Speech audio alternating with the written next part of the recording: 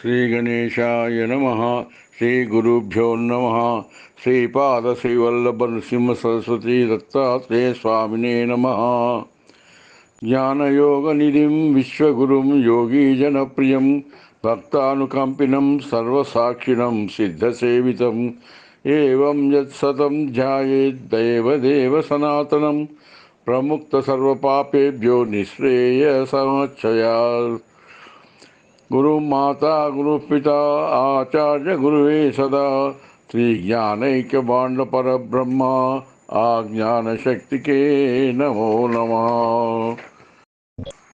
ఇప్పుడు మనం దత్తాత్రేయుని యొక్క మూడవ నామము బొందు నెలలో చేసే దాని గురించి తెలుసుకుందాం. వినండి.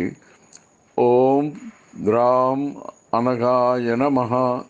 ఓం ద్రాం అనఘాయ నమః. ఓం ద్రాం అనఘాయ నమః. ఇది దత్తాత్రేయుని 16 నామాల్లోని మరో పేరు. నిత్యం అనేక రూపాలలో విరాజిల్లే దత్తాత్రేయ స్వామికి ఒక గృహస్థ రూపం కూడా ఉంది. ఆ గృహస్థ రూపానికి అనఘాదేవుడు లేక అనఘాస్వామి అని పేరు. అతని భార్య పేరు అనఘాదేవి. అతడు అందుకే అనఘాపతిగా అనబడేటువంటి వాడు.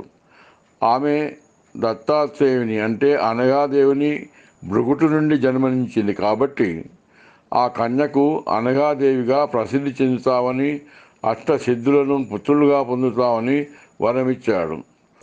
భృగుటి నుండి జన్మించింది అంటే 2 కనుబొమ్మల మధ్యస్థలం నుండి పుట్టించింది అర్థం. అందుకే ఆ దేవి సంతోషించి, స్వామి, మహామౌలకు కూడా సాధ్యం కాని మీ సాక్షాత్కారం ఈరోజు నాకు లభించింది. మీ సహచర్యంతోనే తరించి జీవిస్తానని కోరుతూ అతనికి అర్ధాంగిగా మారిపోతుంది. ఈ విధంగా అనఘాస్వామి భార్యగా మారి అనఘాదేవిగా పేరు కలిగి అనఘా దంపతులుగా ప్రసిద్ధి పొందారు. ఇద్దరి నామలలో అనగానే పదము ఉండటంలో గల విశేషమేమి, అనగము అంటే ఏమి తెలుసుకుందాం. అఘము అనే పదానికి వ్యతిరేక పదమే అనగము అని. అంటే ఉదాహరణకు అవసరం, దాని వ్యతిరేకం అనవసరం. అదేవిధంగా అగము అనగము. ఈ విధంగా అవలంబించే నడకల లోపల ఇన్ని రకాలుగా తెలిసే చేస్తున్నవి, తెలియక చేస్తున్నవి మొదలగు పాపాల ఊబిలో మునుగుతుంటాము. ఎందుకంటే అగమంటే పాపం అని, అవి నిత్యం మనము మన పనులలో, పలికే మాటలలో, మన అలవాట్లలో, నడకలు ఇన్ని రకాలుగా తెలిసి చేస్తున్నవి, తెలియక ఘటించినవి మొదలగు పాపాల ఊబిలో మునుగుతుంటాము. ఇవే అసలు మన అభివృద్ధికి ఆటంకం కలిగిస్తుంటాయి. పిశాచాల వలె పురోభివృద్ధి లేకుండా చేస్తాయి. అనగము అంటే పాపం లేనివి, అనగుడంటే పాపం లేనివాడు. అంటే ఇతరులను పాపములు అంటకుండా చూచేవాడు, ఏ దోషం లేని నిర్మల స్ఫటికం వంటి వాడు. అట్లే ఇతరులను కూడా చేయువాడు అని అర్థం. అందుకే అతనిని పతిత పావనుడని అనఘాయను నామం స్థిరమైనది. ఇద్దరిలో కూడా అదే పేరు ఉండటం వలన ఎటువంటి పాపానైనా పటాపంచలు చేసేదో దంపతులుగా, అనఘా దంపతులుగా పేరు ప్రసిద్ధి అయినది. ఈ అనఘాదేవికి మరో పేరు మధుమతి దేవి అని కూడా ఉంది. అందుకే శ్రీపాద వారి తాత తాను చేసిన సిద్ధమంగళ స్తోత్రంలో చివరన పీఠికాపుర నిత్య విహార మధుమతి దత్త మంగళ రూప అని తన కుటుంబం మొత్తము ఆ యొక్క దత్తుని జ్ఞాపకం చేసుకుంటూ అతని ఆశీర్వచనలు కోరుతూ అష్టకం పూర్తి చేసినాడు.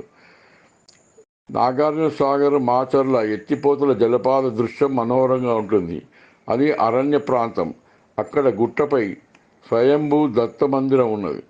అతనికి ఉన్మత్త దత్తుడు అని పేరు. దాని క్రిందనే మధుమతి ఆలయం ఉంది. ఆమె దర్శనం తర్వాతనే పైకి పోయి దత్తుని దర్శనం చేసుకోవాలంటారు.